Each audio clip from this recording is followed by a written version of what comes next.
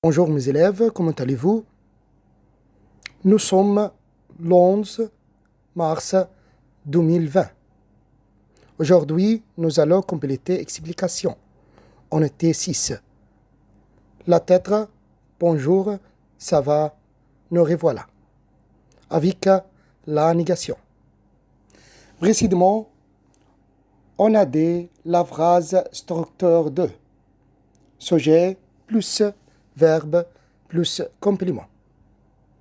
يعني احنا دلوقتي يا جماعة بنكمل في يونت 6، ودايما زي ما خدنا قلنا لكم ان يونت 6 بيتكلم على صباح الخير، انت كويس، لقد عدنا او عدنا. طيب هنبدأ مع النيجاسيون ونكمل اليونت مع النيجاسيون اللي هو النفي. ازاي احط الجملة في النفي؟ قبل ما نبدأ مع النفي خدنا سابقا ان الجملة بتتكون دايما من فاعل وفعل ومفعول. دي الجملة الخبرية البسيطة. عشان اقدر احط الجملة دي في قلب صيغة النفي انا بعمل ايه؟ ده اللي هنعرضه مع حضراتكم دلوقتي. Pour mettre le verbe à la forme négative, on met le verbe entre ne أو n apostrophe plus verbe plus pas. يعني الجملة هيبقى شكلها عاملة ازاي؟ هتبقى sujet plus ne verbe pas plus complément. ايه اللي احنا عملناه هنا في قلب الجملة؟ اللي احنا عملناه في قلب الجملة بسيط جدا، ان احنا بعد ما كانت الجملة بتتكون من فاعل وبعدين فعل وبعدين مفعول، بمنتهى البساطة عشان نقدر نلف في الجملة احنا بنركز على الفعل دايما. يعني هديك مثال بسيط كده en anglais. لو قلت لك Are you go to school؟ en français Tu vas à l'école؟ طيب وقلت لحضرتك réponds par no، جاوب لي بلأ. حضرتك بمنتهى البساطة نو لوحدها ما تقدرش تنفي الجملة، لكن لازم تنفي الفعل. حضرتك هتقول لي ايه؟ على ما اعتقد وانا مش خبير في الانجليش، ولكن حضرتك هتقول لي ايه؟ No I don't go to school. طيب en français زي ما نفيت الفعل بتاع الانجلي حضرتك بتنفي الفعل بتاع الفرنسي. زي ما حضرتك بتقول بالظبط هتقول لي No je ne vais pas à l'école. Je ne vais pas à l'école. بمنتهى البساطة حضرتك حطيت الفعل بتاعنا اللي هو verb aller ما بين النو والبا.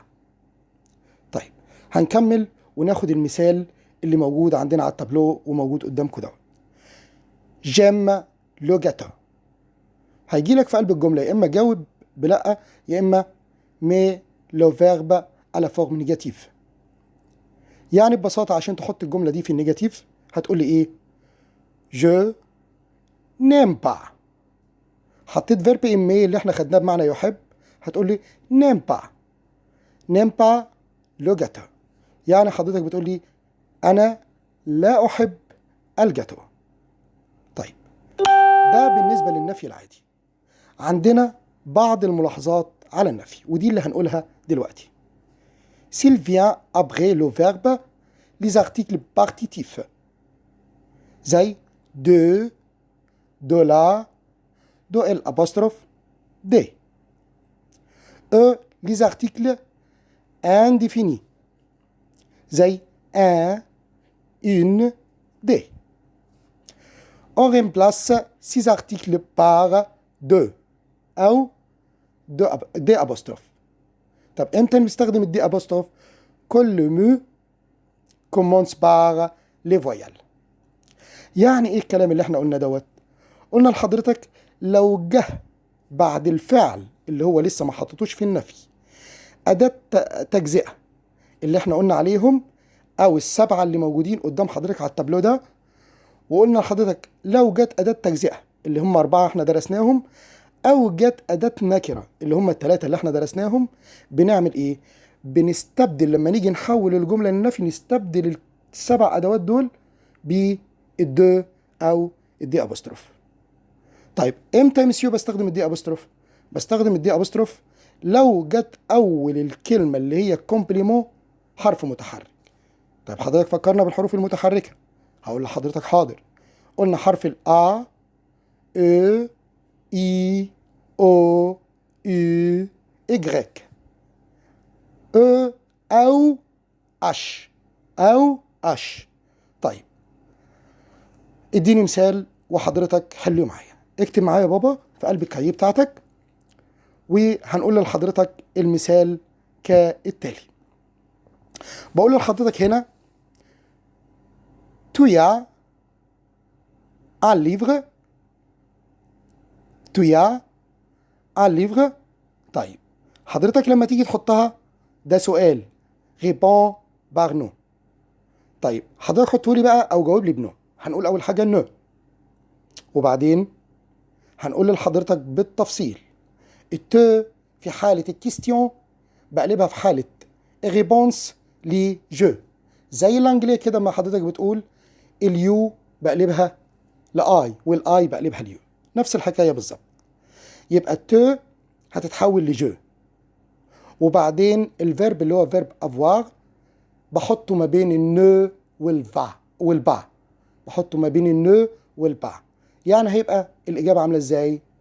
جو ني با، والآن ليفغ اللي موجودة في الجملة الأساسية اللي هنا بنقول عليها تو يا عن ليفغ، لما أجي فيها هنفي الفعل وبعدين هلاقي كلمة الأداة بتاع الآن ديفيني اللي هي الآن. طب أعمل فيها إيه الأداة ديت؟ في حالة النفي برجعها لدو، في حالة النفي برجعها لدو. يعني هتبقى الإجابة نو je n'ai pas deux livres، مش هتبقى un livre. ليه يا مسيو؟ قلت لك القاعدة واضحة زي ما قلت لحضرتك. عفوا، قلت القاعدة زي ما واضحة زي لحضرتك. قلت لك لو أي أداة نكرة أو أي أداة تجزئة جت بعد الفعل المثبت في حالة منفي الفعل بحول الأدوات السبعة دول للدو. طيب وإمتى استخدم الدو أبوستروف؟ لما يجي الكلمة اللي بعديها مبدوءة بحرف متحرك. طيب هل القاعدة دي بتضم كل الأفعال؟ بقول لحضرتك avec tous les verbes sauf le verbe être، يعني مع كل الأفعال ما عدا فعل إيه؟ être، ما عدا فعل être. يعني لو جل أي أداة من السبعة دول بعد verbe être لما أجي أحولهم للنيجاسيون ما أقدرش أحولهم، أنزلهم زي ما هو. وده اللي هناخده في الأمثلة الجاية إن شاء الله.